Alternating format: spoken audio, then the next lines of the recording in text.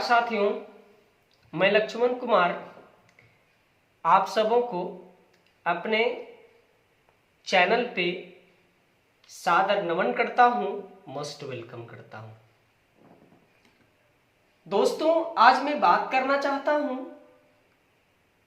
एक ज्वलंत मुद्दे पर, एक बहुत ही सकारात्मक मुद्दे पर।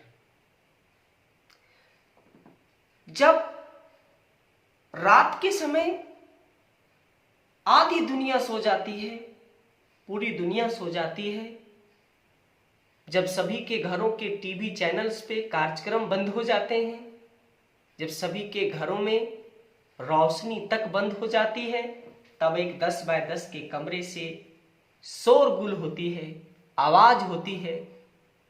वो आवाज, वो शोरगुल किसी और की नहीं, वो आवाज विद्यार्थियों की होती है, स्टूडेंट्स की होती है। आज उन्हीं विद्यार्थियों के बारे में बात करना चाहता हूं। आज उन्हीं विद्यार्थियों के कुछ दर्द को मैं बांटना चाहता हूं। उन्हीं विद्यार्थियों के दर्द मेरे तक पहुंचे, मुझे जानकारी मिली तो मुझे लगा कि वो दर्द शेयर करनी चाहिए, बांटनी चाहिए। आज मैं उसी पर कुछ बोलना चाहता हूं। कहता है इस कोरोना जैसे महामारी, इस कोरोना जैसी खतरनाक बीमारी का एक डर, और दूसरा 3-3 महीने से बंद कमरे के किराए की चिंता। इन दोनों परेशानियों ने विद्यार्थियों को पूरी तरह से झकझोर दिया।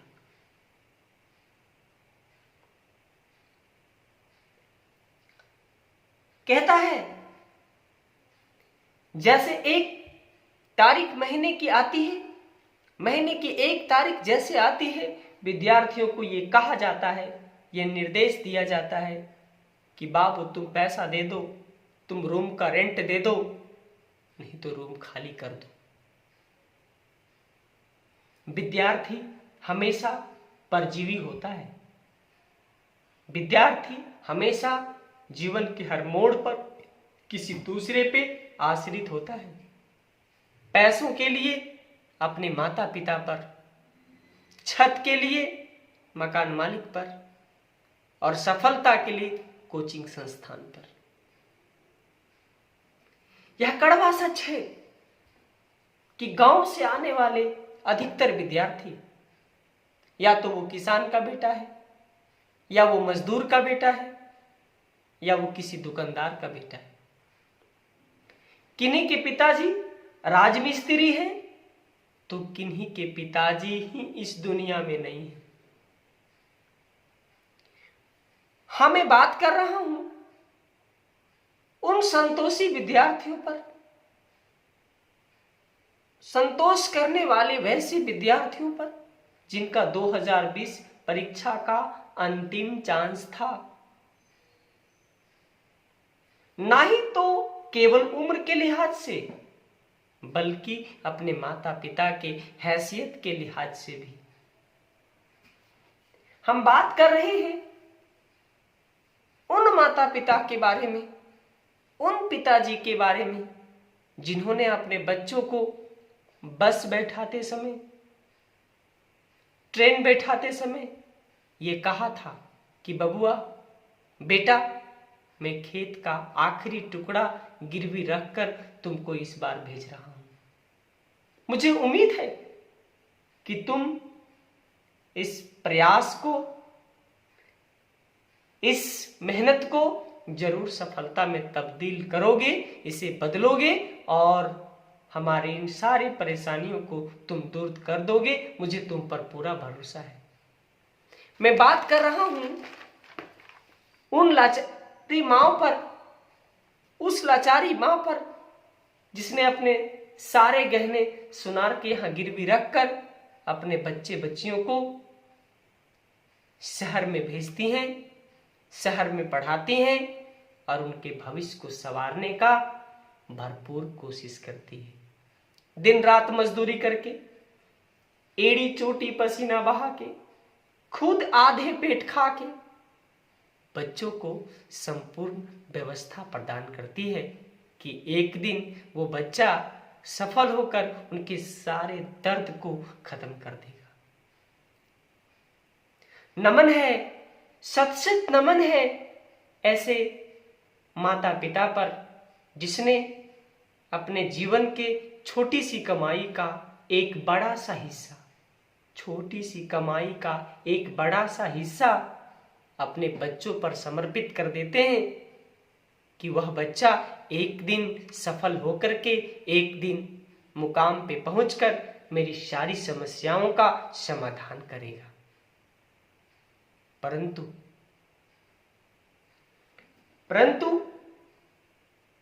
हजारीबाग, रांची, पटना, दिल्ली जैसे महंगे शहर में बच्चों को पढ़ाने के लिए, बच्चों को रखने के लिए वह अपने जीवन के सर्वस्व को त्याग करके बच्चों के लिए कुछ भी करने को तैयार हो जाते हैं। परंतु इस लॉकडाउन ने, इस खतरनाक महामारी ने, इस बीमारी ने विद्यार्थियों के सारे सपने को चकनाचूर कर दिया, तहस नहस कर दिया। 3 महीने से कमरे में बंद, या तो किराए के कमरे में या अपने घर में बंद एक विद्यार्थी कितना बर्दाश्त करे, कितना देर तक अपने आप को संतावना दे, कितना देर तक अपने हौसलों को जिंदा रखे। इस 2020 में ना ही तो कोई परीक्षा हुई, ना ही कोई कंपटीशन की परीक्षा हुई, ना ही तो कोई कंपटीशन का नया वैकेंसी आया, ना वो मेडिकल के सेक्टर में हो अभी तक बच्चे परीक्षा दे पाए, ना ही तो इंजीनियरिंग के सेक्टर में हो, ना किसी अन्य सेक्टर में हो। तो आखिर एक विद्यार्थी अपने तैयारी को, अपने प्रिपरेशन को, अपने हौसलों को, अपने कॉन्फिडेंस को कब तक जिंदा रखे? एक तरफ अपने भविष्य को संवारने की चिंता, तो दूसरे तरफ वो 3 महीने से जो कमरा बंद है उसके किराए की चिंता।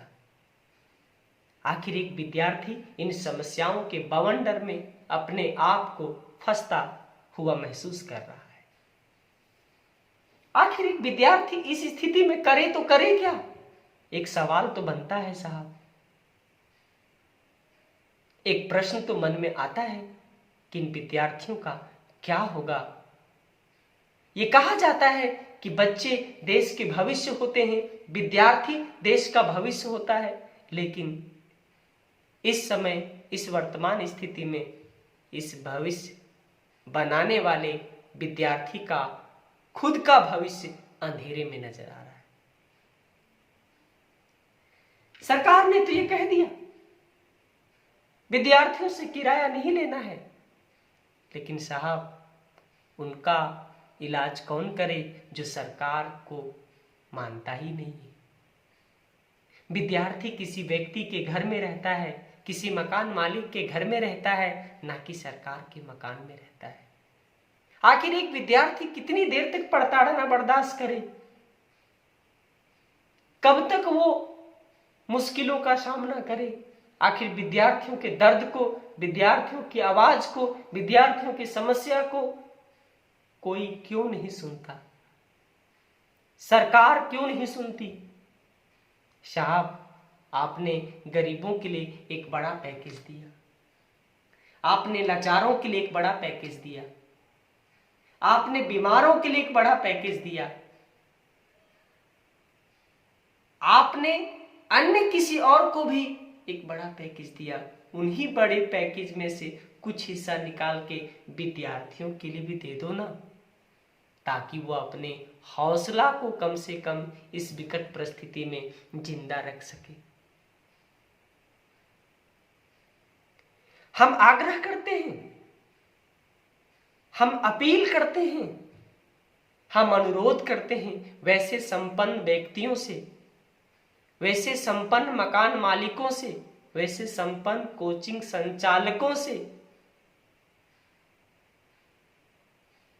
जरा वो सोचें, उन बच्चों को अपने बच्चे जैसा महसूस करते हुए उनके स्थान पर अपने बच्चों को रखकर जरा सोचें कि जिनके माता पिता के पास एक फुटी कौड़ी नहीं हो, एक छोटी सी कमाई जो होती थी वो भी बंद हो जाए और वो अपने बच्चों के भविष्य को संभालना चाहते हो, संवारना चाहते हो, तो उन पर क्या बीतती होगी, कैसी लाचारी होगी उस माता पिता का, कैसी विवशता होगी उस माता पिता का, कितनी गलानी होती होगी ऐसे माता पिता पर।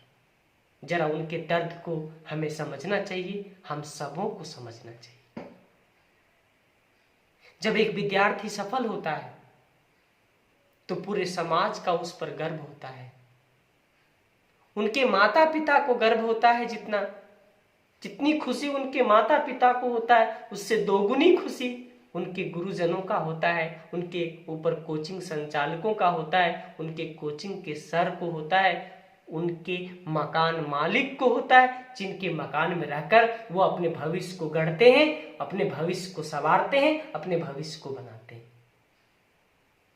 जब सुख की घड़ी में उनके साथ सब कोई है, तो आज उस दुख के घड़ी में उस विद्यार्थी के साथ सब कोई क्यों ना रहे साहब?